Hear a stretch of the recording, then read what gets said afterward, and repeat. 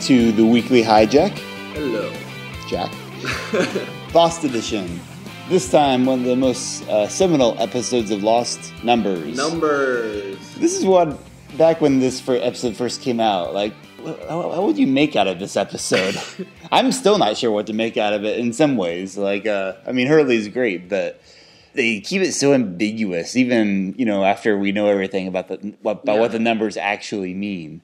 Is it just happenstance? Is it actually curses? Is it fate? What is it? I don't know. My running theory, again, it's just made up, but is that, just one of those sequence numbers that hold the Earth together, like pi and the square root of 2, and, Fibonacci series is how sunflowers run, and so it's just like fate numbers. Numbers. It emanates from the island because the island's all destiny-ish. So what I got. So is it bad to use the numbers for your own benefit? I guess so. What's interesting, Hurley's the only one who has had anything good come of it. I mean, himself. Yeah. And later on, they contact the candidates in the numbers, and Hurley ends up being the guy who takes over the island. Yeah, that's true. Yeah. So the thing is, the numbers, for the people who say Lost doesn't have answers, I don't think there's an answer for the numbers. So you're acquiescing on this point. Yes, on that one I really am. I think it's one of those things that they recur, they happen, but there's not really an answer for why besides they are. It's like Galactus is. Galactus must eat, the numbers must be. The numbers must be. And very zen. I would say that, especially for continuity and everything, you could claim that's kind of a weak point of it, because they're certainly tied in lots of different ways. Like, it emanates from Jacob. The island seems to have it. You can explain it this sort of metaphysical, timey-wimey sort of way, but it has to be strictly just hand waving.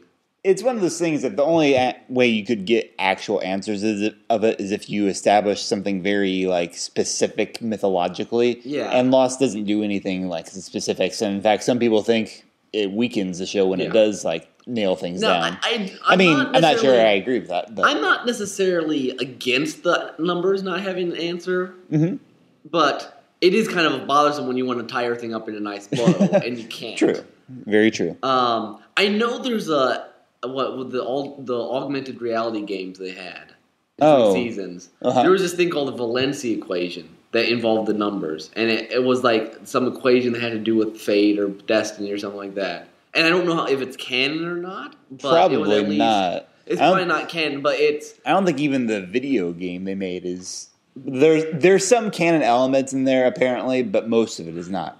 My basic understanding is just that there's a sort of numbers that emanate from the island because they're.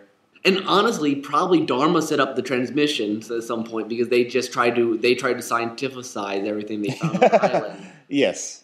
It might have even been an experiment for them. Exactly. Yeah. So I think there's certainly answers you can make up, but the show itself wants to be vague on the numbers. Yeah. They are fate. They're basically they're fate. So the transmission of the numbers is separate from them punching the numbers into the computer. That's not connected in any way. I don't think so. I forgot they punched them into the computer. I forgot that's what they were. I know. I wasn't even thinking about that. Yeah, you're right. Those numbers are what keep the hatch from exploding. My guess is that Dharma, honestly, and probably actually after not saying there's an answer, the safest answer probably that Dharma did scientificize these numbers. That's because possible, yeah. They're in the computer. They're 108 minutes. There's a whole experiment around these numbers largely. Dharma clearly thought the numbers were important for some reason. I think that would be the most honest answer. Yeah. On the Dharma level, and then on the more metaphysical Jacob level, it's also still true that they do just seem to be, it's like when people talk about the theory of everything. It's just part of the equation of how things work together. Yeah. Although, if you mean specifically, I don't think the radio transmitter and the hatch computer are linked. I don't think that, no. I didn't know if they were or not. I don't think so, because they would have been... Because they kept pushing the numbers and the button way after Rousseau recorded over the message. I'm curious. I wonder if they do have an explanation, Dharma-wise. The writers do, but... I don't know. I kind of doubt it. It just, the way they have it set up as this whole curse thing just makes it feel like it's meant to be this mysterious, unexplained thing. And I think I'm fine with both the metaphysical Jacob, like, is that fate working itself out, and the Dharma saying, "Hey, there's something special about these numbers. We'll try stuff with." Maybe, yeah, because in the way the show presents itself, I understand people get mad that there's not a better answer, but I'm not really sure what kind of answer to give that would be good. Yeah, given the context of the show, right? And it does. I mean, like you said, the Fibonacci sequence, all these numbers that we see repeated throughout universe. It could just be that it's a similar thing with the way fate winds. Somehow Dharma figured out it's the same way fate winds if they were able to boil it down to a mathematical equation. Yeah, but we have all these constants that just everything falls at this rate, or there's constant numbers. The constant, but that there is this playing in Lost of science being worked out in life. Mm-hmm. Desmond's the constant. These numbers are fate. Yeah. This kind of overlap between spiritual things and scientific things. Right. It's a mixture of both in reality. Yeah. Yeah. Which makes, I can certainly live with that. In the context of this episode and Hurley's struggle, it's like... Not very helpful. No. In the context of the overall show, it makes sense. Well, it's interesting because they made the point largely... I mean, by this episode only, it could be fate or not fate. I mean, you could, in theory, argue, like, bad coincidence or curse. Mm-hmm. It's set up in that sort of ambiguous manner.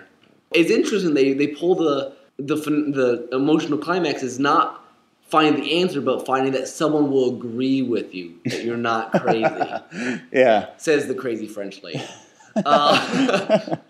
True. And it's very interesting. There is this undertone of craziness in that. He goes to a mental institute and all this other stuff that you're. First time watching, you're like, how does he know these people in the mental institute? There's lots of questions, but it's a very nice setup. That it's all set around, is he insane? Yeah. Are these numbers crazy? Mm-hmm.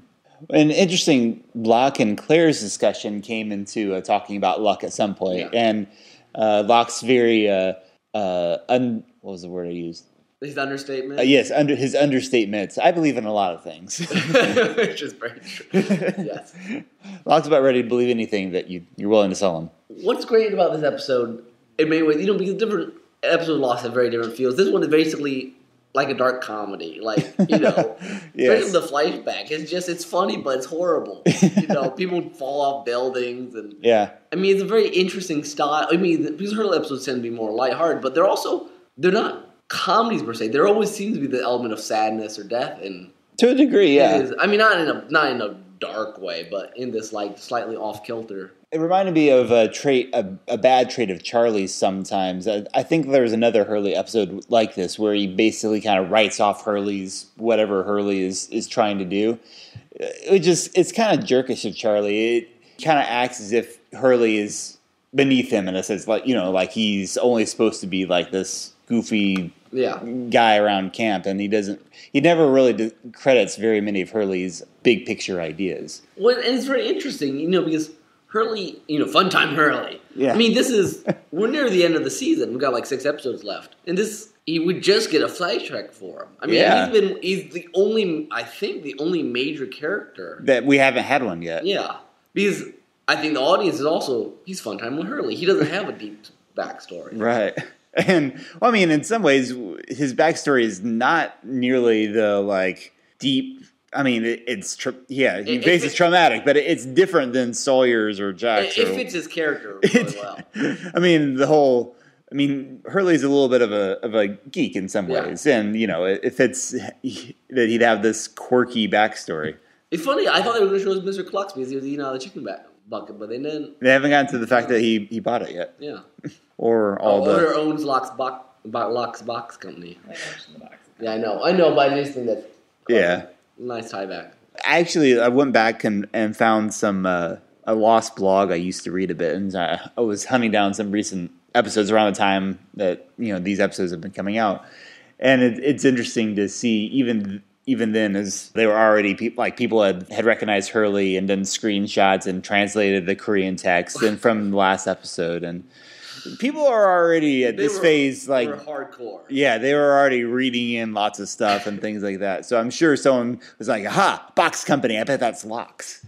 What do you want to bet? Well, and the thing is, if I'm not wrong, one of the co-writers for this episode was the same guy who wrote Locks. Walkabout. So so he purposely connected the two. Yeah, that's true. And I have true. to say, the B story with Locke and Claire, they're a pretty nice B story.